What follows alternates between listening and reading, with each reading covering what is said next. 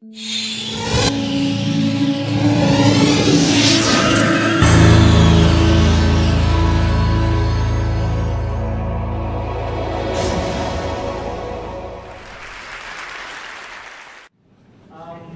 switching gears, which is part of what this whole thing is about. Every 20 minutes, change. Hopefully you know, maybe you don't, that in 1920, 3 young African-American men were lynched here in the city of Duluth. Their last names are Clayton, Jackson, and Mcghie. And so that's where the name of the memorial comes from. There is a memorial to them that was put up in the years 2001, 2, 3, dedicated to 2003, on kitty corner from where they were lynched down the country, right across from the Cozy Bar. It's more of a landmark that people recognize versus saying the Clayton Jackson Mcghie Memorial. And I've been involved with it from the beginning. Actually, I moved here in 1972 from South Minneapolis, so I've been a Minnesotan all of my life. And I never heard of this lynching. I heard about it in the year 2000. I've lived here since 1972. Still, I'd never even heard of it. It's not taught in our, at the time it wasn't taught in any of our schools. So the Historical Society didn't be included in anything. Once it happened, it kind of got forgotten as best as possible by the white community. I prefer not to think about it.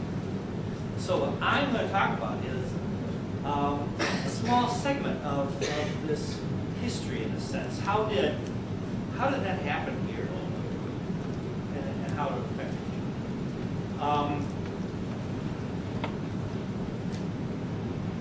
you? These young men had signed on with the John Robinson Circus in Peru, Indiana, in about April of 1920.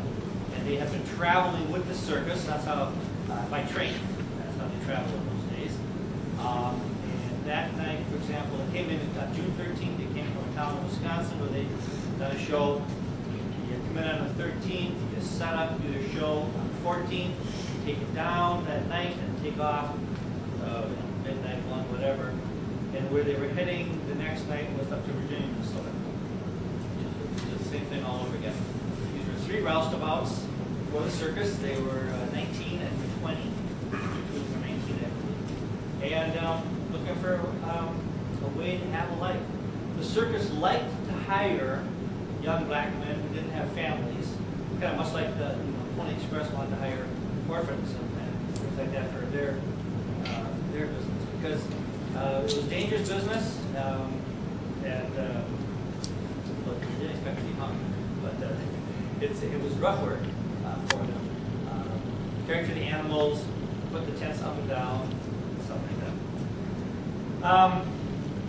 I'll briefly just talk about the lynching in town.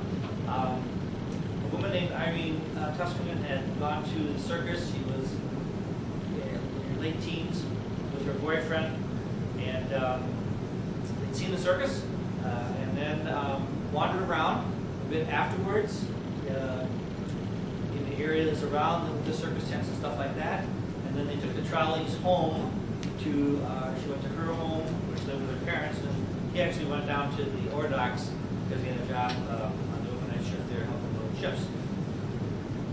She comes in the house and says to her folks, "Hi, Jim and I were at the circus," and then she went up to her room. Didn't really say anything. On the overnight shift, the young man, who was not having a good shift, said to his dad that Irene had been raped by 6 circus Negroes. And her dad called the police. That led to all the events that happened that night and the next day. Her family doctor did come out to see her the next day and said she had been sexual. She certainly hadn't been raped, much less by 1 person or 6. That story didn't travel very far. It's 1920. There are 2 newspapers published in the day, but there are no cell phones and cable or anything like that going on. But rumors spread like crazy, and so there were rumors on the street that she had been raped, and that she was either dying or already dead and in hospital. None of which was true. And that story led to the mob's gathering and the eventual breaking into the jail by a mob and lynching of 3 men. But that's not my story here tonight. To find out more about it, of course, we have to talk about it more. But I wanted to talk tonight about how did this happen? What was going on in the United States? Actually, what was going on, I call it affirmative action for whites from 1492 on. They didn't call it that back then, they called it manifest destiny. You know, we had the right to come in here and take the land from these savages and have it be ours just because we could. So we did. We started doing things like in the territory of Commonwealth of Virginia back in 1690, as they were getting more slaves in. While people had come to this country as Englishmen, as Frenchmen, they didn't call themselves white, but they were starting to need to define the difference between these people who we were bringing over here as slaves and having work for us. And so we started having white be defined. By the way, white might be a drop of black blood would make you a non-white. It might be 10%. They had different states had different rules about what it meant to be white or colored. But we started separating so that the whites could stay in power. You know, in 1776, when we wrote the Constitution, it said all men are created equal, except what they did was all white men are created equal, because we didn't count Indians at all. And people of color, you had to get a certain number of them together to kind of equal on white men. But we did say that. Then we, in 1790, changed the immigration rules. From 1790 to 1954, you had to be white to enter this country. That meant no Africans, Eastern European, Southern European, Asians, and South Americans. This led to many court cases, which are again not the purpose of my talk. But if people wanted to come to this country, they had to prove white, and many people all around the world look white. If they weren't from those Northern European countries, they were going to have a much harder time getting in. In the 1830s, as the land west of the Mississippi, which of course had been set up for the Indians as we negotiated, but again, we liked that land, so we kept picking them off of things. Of course, Greeley said, go west, young man. What he really said was go west, young white man, because the land grants were not open to anyone but whites.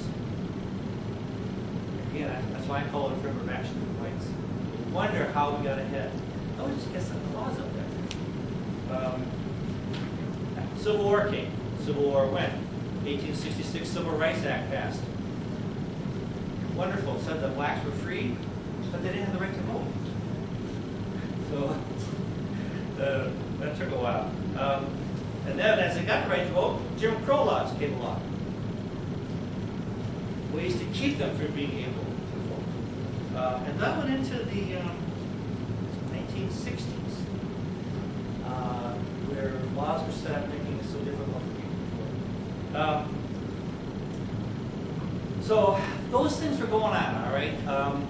People of color were being successfully held out in this country.